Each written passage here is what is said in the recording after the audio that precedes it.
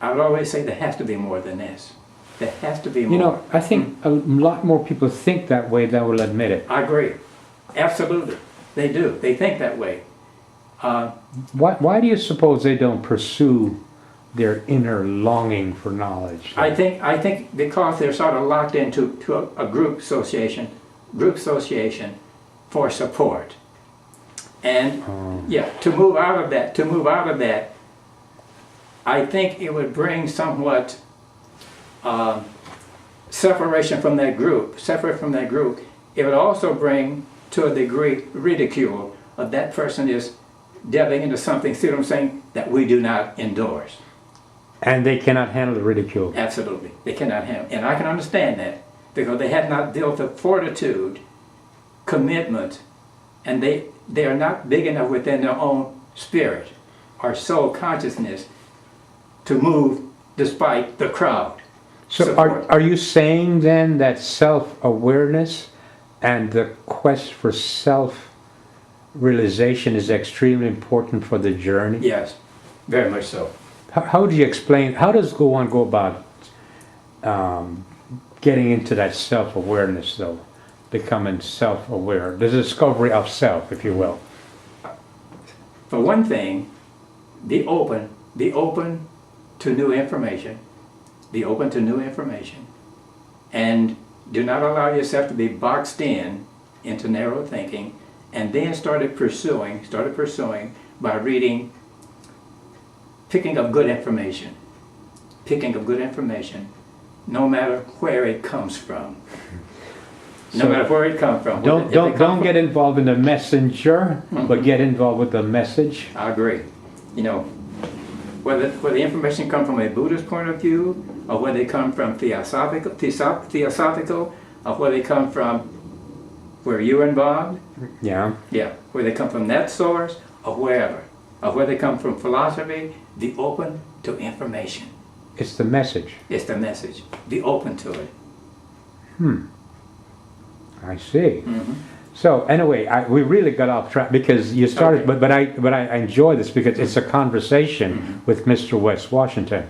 But back in 1947, then you went to Ohio, and then what happened? Well, in Ohio, started high school there.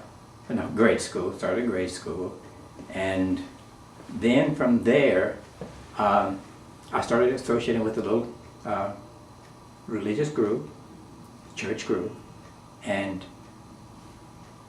eventually started to meet rare people because even at that time there was the inclination on my part that there had to be something more than what I had been exposed to, huh? Exposed to. And then with this little small group in line with there, I think I mentioned about the one missionary that came through. Please tell me that story. Yes, please. Okay. Well, I had gone to Cleveland, Ohio, a couple of years prior to that, and I had met a very fine missionary, Missionary Simmons, and she also sort of operated outside the group belief system, etc. And we struck up a conversation, and I could sense that there was something different about her, and we discussed issues outside of the church vernacular, and very, very beneficial and very rewarding. Then I left. She went her way, I went my way, and then probably maybe 2 years later, we were having a group service at night, and who walked in but Missionary Simmons. Oh. I don't think I mentioned that, do you? No. Should I go Yes, further? absolutely. Okay. It was very, very amazing day. Here I'm sitting in this little cement block building, wood benches that we were sitting on, and maybe only about, probably maybe 15 at the most were in that little service. And it was probably about 8:30 that night, and the door opened for the entry, and who walked in with this missionary. And when she walked in, I looked back, unbelievable. And she looked over and saw me, unbelievable. And she made the statement, And she had never been at Lima, Ohio before, but she said in her prayer, she was told to come to Lima. Really? She was told to come to Lima and to meet, I'm sure, Wes Washington, to meet Wes and to meet her again. And she said she was given just to start, not a revival per se, but a prayer meeting for prayer. And she walked in one, and after the prayer had started, she walked in one night and she handed me a little note. She handed me a little note. Said, Brother Wes, in a vision, in prayer, I saw you going overseas on your mission. That's what she said, Dave. Wow. And at that time, my thinking was, if it is a true vision or if it is a true prophecy, it will not fall to the ground void.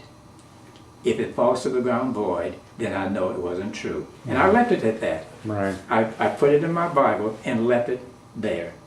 And sure enough, about 2 years later, it came to me to make ready to go to India. So, you know, there's so many questions. During prayer, she had the vision about you going overseas, and she handed you the note. She had me a little note where she wrote on a little note. She wrote on a little note and handed it to me. And 2 years later? And about 2 years later, it began to unfold that I needed to go to India. Okay, now, so let's talk about India. Okay. Because, interesting enough, my mom always told me that she has always wanted to go to Madras, India. India, of course, is a place that really attracted her. Really? Yeah. So, your conversation about India, I don't take it very lightly. Okay. So, 2 years later, you made preparation to go to India. To go to India. Are you a wealthy person then to just take up and go to India? No. Absolutely not. So, No. So what happened? No. Well, when it came to me to make ready to go to India, and being the eldest of 16 children, my dad had no money in the bank, not a penny, and our food, he'd have to go to a little supermarket. It wasn't a supermarket, it was just a little neighborhood store that he would go there and buy everything on credit. And it was maybe a half block from the house. We were on Main Street, half block. That's where he would buy our food, and it consisted basically of a bologna, you know, light bread, and a few other items, milk, etc. Modest food, huh? Yeah. And when it came to me to go to India, it also came to me when time for you to leave, the money will be provided. And Now, okay, you said it came to you that when it's time to leave, money will be provided. be provided. And you were sure that this would have happened? Yes. Yes. Why were you sure? Because of faith? Or you just knew instinctively? Or I think, Dave, I knew because it was something on the inside where I think we use the term, it was of the spirit within me that told me the money would be provided. And I had learned to that point to trust it. see, you keep referring to the divine inside of you, the spirit within you. Yeah. So that is the key, isn't it, to everything? Good. Well said. Well said. That's the key. In my estimation, if we could really truly learn to listen quietly to the inner voice, or you call it the small voice, the silent voice. If we could really listen to that, instead of listening and being controlled by what I call the senses and so on of the outer world, if we could do that, we would never go astray. We would never be led in the wrong way, if we could really do that. Are you saying that the secret then is within? Well said. Well said. That's where the secret So is. everybody's looking for secrets outside of themselves when in fact it's inside of them. Beautiful. Is that what you're saying? That's what I'm saying. That's what I'm So saying. no matter where you go, there you are. There you go. And it's almost like and I'll share that book with you sometime. Brother John Lake, and I've read his story many, many times. Brother John Lake, in my estimation, was a very devoted person to what we're talking about right now. In quiet prayer and meditation, he spent a lot of time in fasting. And he said he had learned he had learned to listen to the voice of God so well until whenever it would speak, he knew that was God. And he made a statement that he and his wife was going up to Indiana through the mountains. And he was on the right side. And he said, all at once, the inner voice said, go over to the other side and park. And so the wife said, well, this is against the whole logic, you know what I mean? You're going to the opposite side. And he said, the voice of God just spoke to me and told me to go over. He said, at that time, there was a tractor trailer coming down, and the driver had lost control and had jackknifed. And if he'd have stayed on that side, it would have thrown him over the other side. Oh, my goodness. Brother John Lake, into the inner voice. Can people learn that, you think? Yeah, yes, you can. That comes, I think, to learn that, it comes to having a quiet hour. Having a quiet hour where you can, for meditation, and just start listening. Let me talk about that for a minute. You said you need a quiet hour devoted just for meditation. How does one meditate? The best way to meditate, if there is a favorite scripture, or if there is a favorite statement, or metaphysical statement of truth that really grabs you, use that as a takeoff, and just quietly meditate on that. So I can use even Aristotle or Plato? Absolutely. Even Gahil Gibran? I mean... Yes. You know? Yes. So you're saying that get away from the idea that it has to be biblical. And get in with the idea that it's a message that resonate with you. There you go. So you get a statement, a message that resonate with you, and that's your takeoff point, you say? That's your takeoff point. What does that mean? That means that will lead you into the depth of it, because it's in meditating on that. Because all truth, and truth certainly is not limited to just the Bible per se, if I can put it that way, or Christianity. No. Truth is an infinite universal fact. I'm glad you said that. I'm glad you said that, because people tend to not recognize other sources, and it limits them, doesn't it? It limits them. It really does. It limits them. I'm sorry, but I interrupted you. That's all right. So to meditate, you get a favorite scripture, shall we say, or passage, or something like that, and that's your takeoff point, you said. That's your takeoff. So then what? Then what? Do that, and then step by step, you will be led into truth, because truth is already there. Truth is already there, Dave. Truth is already within. There's something that I've enjoyed and I've learned. It says, use all of your hidden, latent, dormant forces, and do not miss the purpose of this life, and do not wait for circumstance to change or mold your fate, for in thine own self lie destiny. Let this vast truth cast out all fear, all prejudiceness, all hesitation. Know that you're great with divinity. So Wow, love largely, beautiful. hate nothing, hold no aim that does not accord with universal good. Hear what the voices of the silence say. All joys are yours if you put forth your claim. Once let the spiritual laws be understood, material things will answer and obey. See, and now you're doing it to me again. You're doing it to me again. Yes.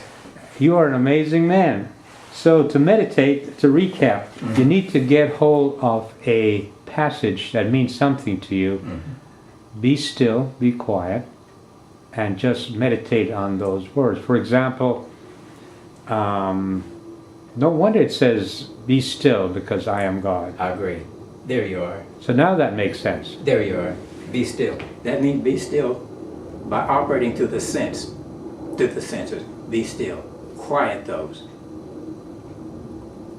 And that's why the master teachers in India and so on, that's why they brought their students in. This is what they would do.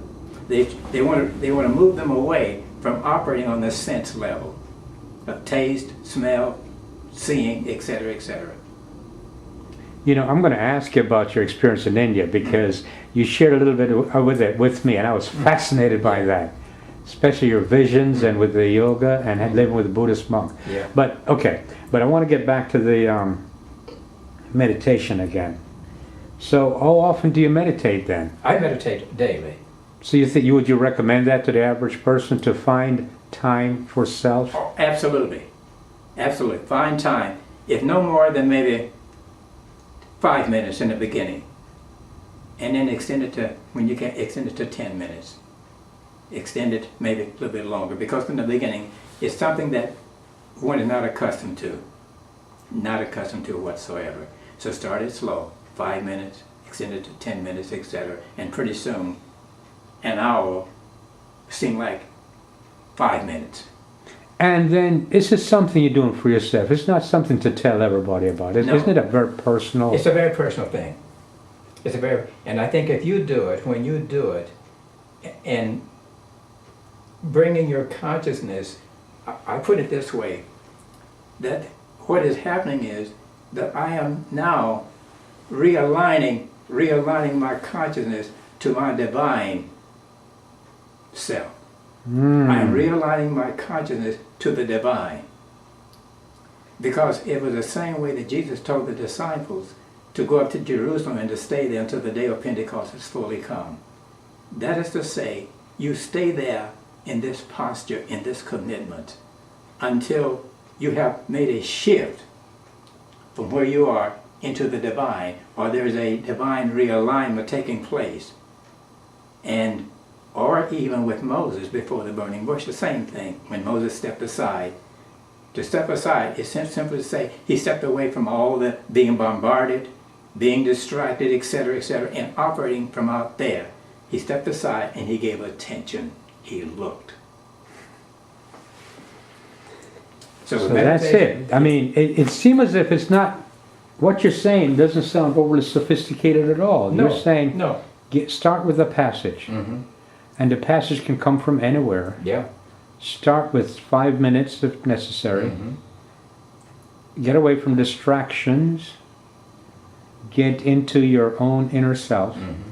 And then extend eventually. Absolutely. And make time for yourself to meditate.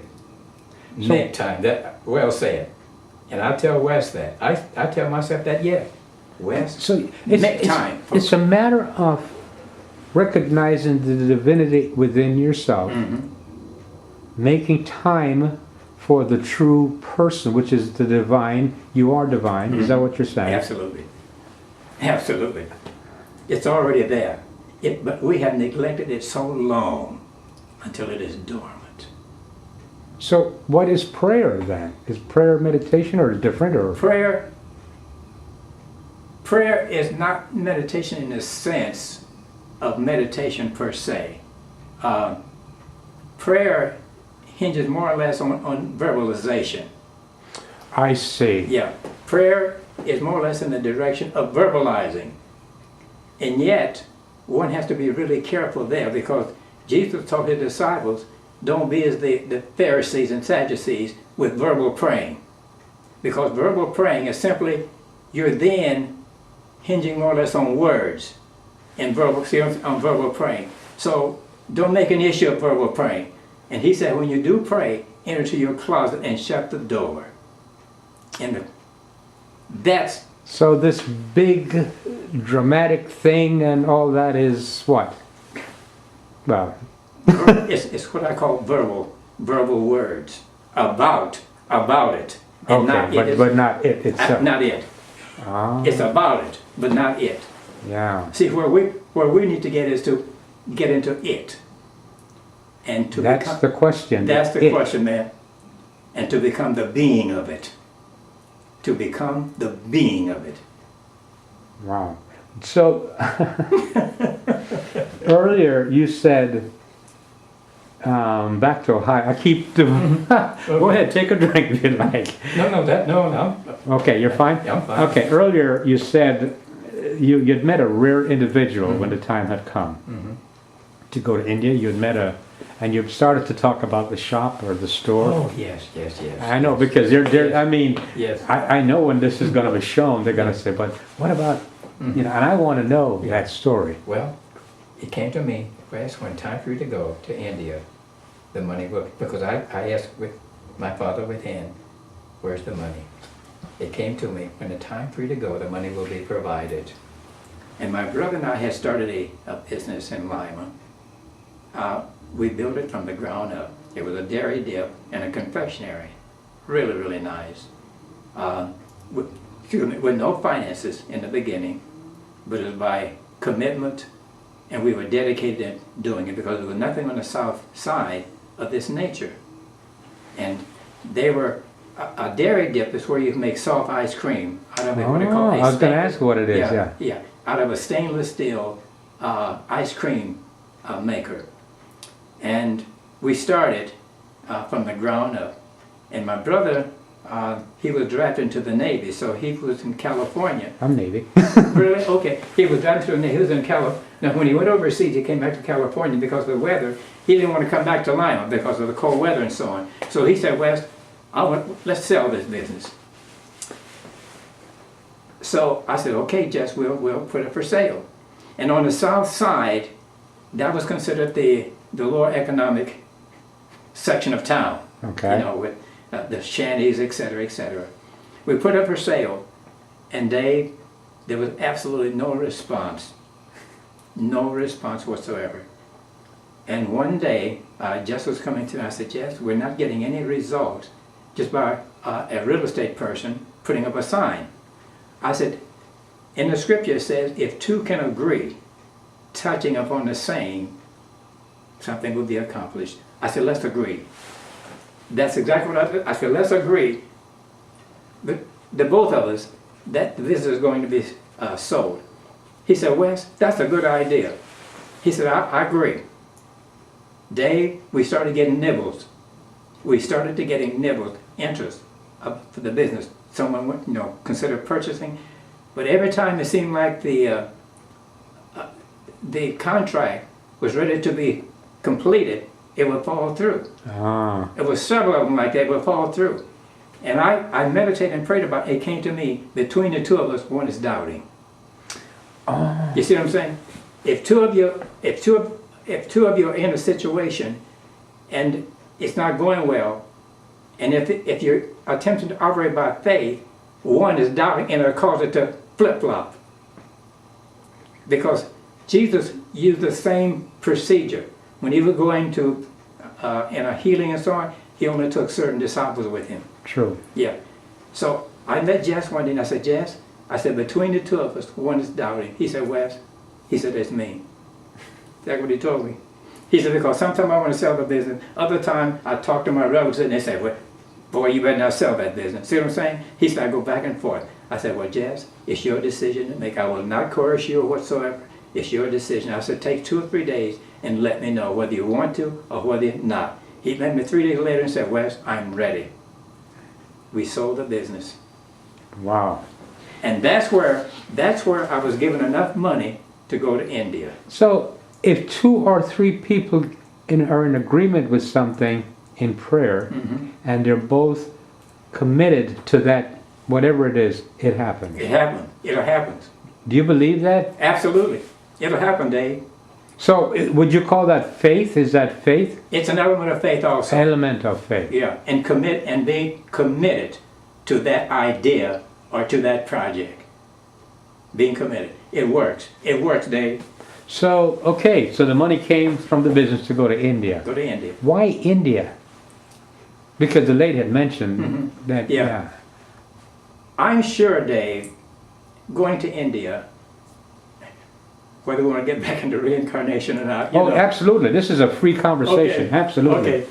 I'm sure, Dave, that going to India in a previous life, and of course this has been sort of stated by certain Indians that I met in India, saying, Wes, you have been here before, you know what I mean?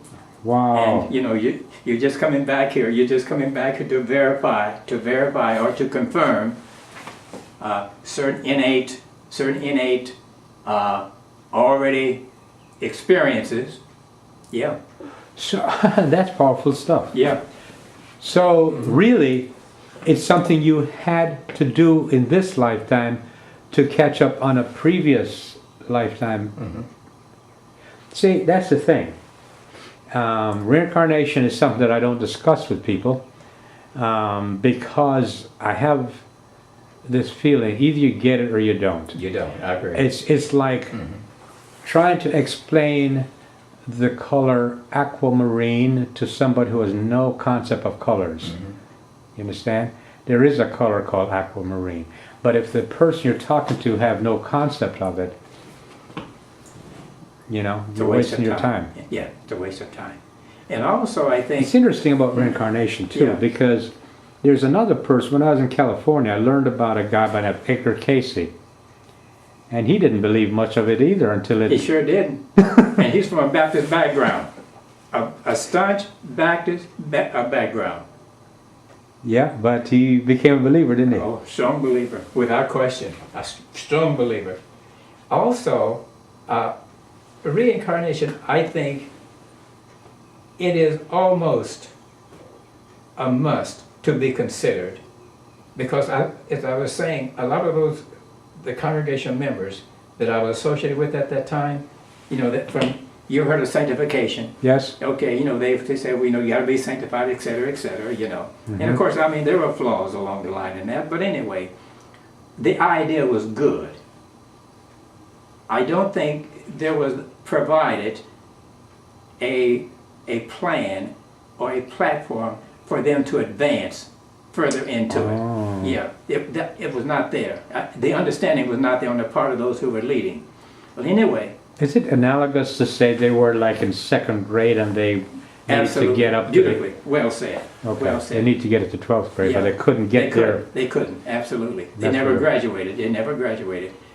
Reincarnation is necessary to be another aspect, because most of them died. Most of them died, you know, perished because of, you know, this thing and that thing and so on. But to an extent, they were good people. I understand. They were good people. Reincarnation would be a provision for them to further that. See what I'm saying? Because if you're going to look at it from a Pentecostal point of view, they died never fulfilling or reaching what we call that level of being perfect, or being without sin, as they put it. And most of them, all of them died in that state. See what I'm saying? But So we are all in a state of becoming perfect? well said. Okay. Well said. Some quicker, some less, and at different levels. I understand. Yeah. I understand. Mm-hmm. Wow. Okay. And so, I know we keep going back and forth. So then you got to India? Got to India. And that's some beautiful, oh yes. Before I went to India. Yeah, tell me. Yeah, before I went to India, we went to Greenwood, Mississippi, because I wanted to see a friend there in Greenwood, Mississippi. Decided to go to Greenwood, Mississippi to see that friend. And then coming back through Kentucky, and this was before the civil rights movements, et cetera, et cetera. And I think it was Route 30, if I recall correctly. And we saw signs that said reptile garden, all different souvenirs and so on. You know, it was very eye-catching. And my wife said, let's stop in. And I said, well, let's hurry back, or have a lot of packing to do. And she said very constrainingly, let's stop in. Let's see what it's all about. It's just a little regular white frame building. You know, nothing really glaring or, you know, about it. And when I walked in, immediately the young white owner, name was Dewey, about my age, immediately we were friends. Whatever in my estimation is divinely designed, it's not a big fanfare, you know what I mean? You just know this is special. And he took me through the back where he was doing some experience. And coming back to the front, I happened to mention to him casually that I had planned to go to India. He says, what? You say you're going to India? I said, yes. I said, possibly Delhi. He said, you know something? I'm just coming from India, and I'm just coming from Delhi. Do you have any place to go when you get there? I said, no. He said, I'm going to give you the name and the address and the phone number of some Anglo-Indians on Rupin Street. And when you get there, you call them and tell them, I told you to come. Wow. That's where we stay when we get to India. Wow, serendipity? Serendipity. Yeah. Serendipity. Wow. Yeah. So that's how you got, that's where you actually was given a place to stay, literally. Yeah. In the beginning. In the beginning, In the yeah. And I never knew the next place to go. And through meditation, I would always have to meditate. Father, where's the next step? And that's how I moved when I was in India. As I say, one-way ticket, but a one-way You ticket. bought a one-way ticket to India? A one-way ticket. A one-way ticket. No one to back me. No one to back me. No money that was promised to bring me back. No money whatsoever. How much money did you bring with you to India? It was about, it cost, I think it was $1,400, it was almost $1,500 to go. Uh-huh. How much money did you have in your pocket when you get there, though? When I got to India, probably, I would say no less than maybe $100. That's it? If that much. If that Wow. much. Because when I got to India, One-way ticket to India with less than $100 in your With less pocket? than $100. And that's pretty brave. yeah.